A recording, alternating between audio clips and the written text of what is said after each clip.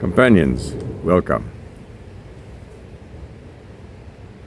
I thought I'd tell you a few stories on my book, about as far as one can go. It's a collection of stories that I have compiled from entries in my diaries over the years of wandering most remote wilderness parts of Africa. I hope you will enjoy it. This story is about the journey into the wilderness, as I think the previous two. It happened during the 80s in a central part of Mozambique, somewhere north of Zambezi River. I had my brother Philip with me, which was a very pleasant experience together with him, and we were traveling up towards the most northern part of Mozambique against the border of Tanzania. We had crossed the Zambezi about 2 days ago, and we were on a road that was a paved road, and it showed as a main road on the touring map we used for this middle world traveling. But it was strange because the paved surface had some weeds growing in it, so it seemed as if there was very little traffic, but we thought that it's a very old road, maybe from the colonial years, and not used anymore much. So we carried on until suddenly we were confronted with quite a serious obstacle. There was a bridge across a deep ravine.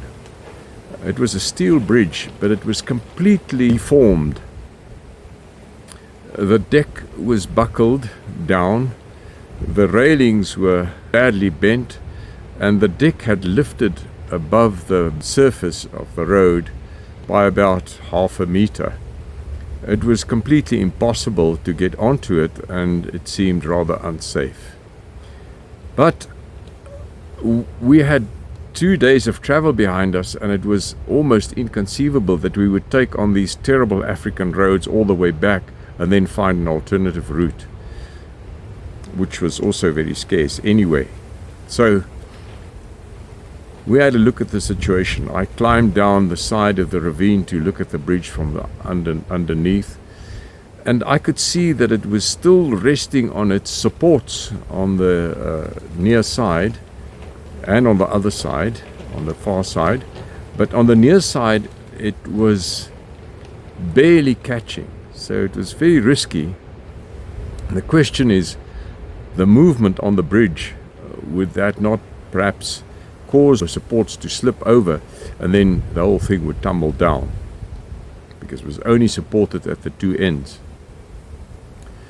But I said to Philip, my brother, look, this is a chance, but I think we might get away. Our vehicle is not very heavy, although it's loaded for a safari of over a month, but it's a relatively light vehicle still for a bridge like this. So we decided we're going to try and build a ramp up to the bridge deck from the road.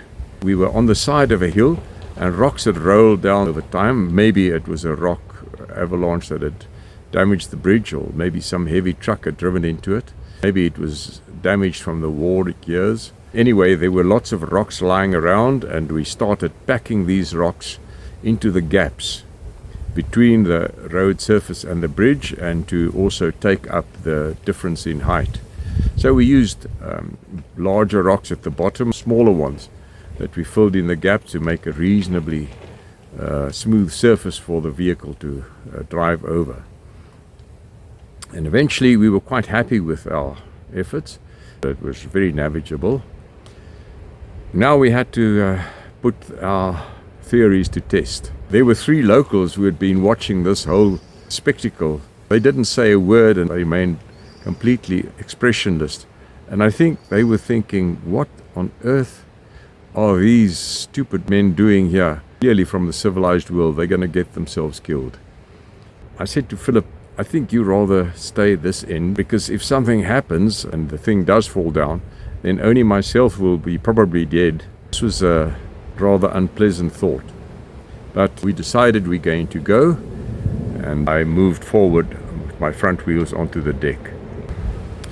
I can't remember being scared, but I was nervous, I think, and for a good reason, because if our plan didn't work and the bridge collapsed, then Philip would be stranded there, many days of walking to the nearest help of any consequence, and he would have a dead body on his hands.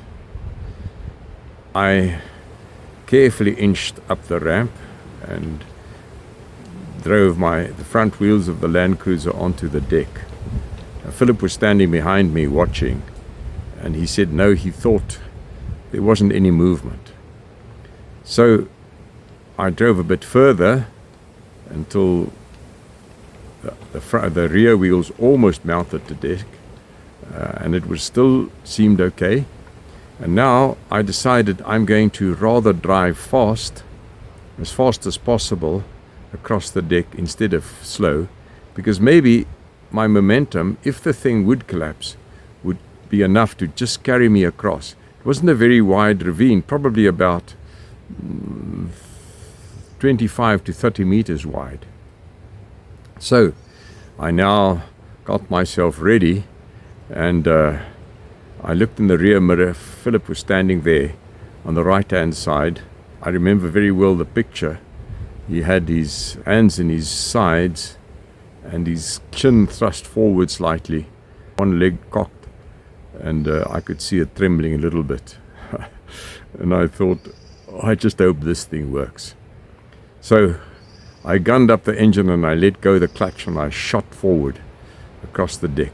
And it was an almighty creaking and shuddering, but I actually got across and I shot over the far side. The vehicle got a little bit airborne from the ramp up to the far side because of the bent deck, but I managed to get it under control, and there we were.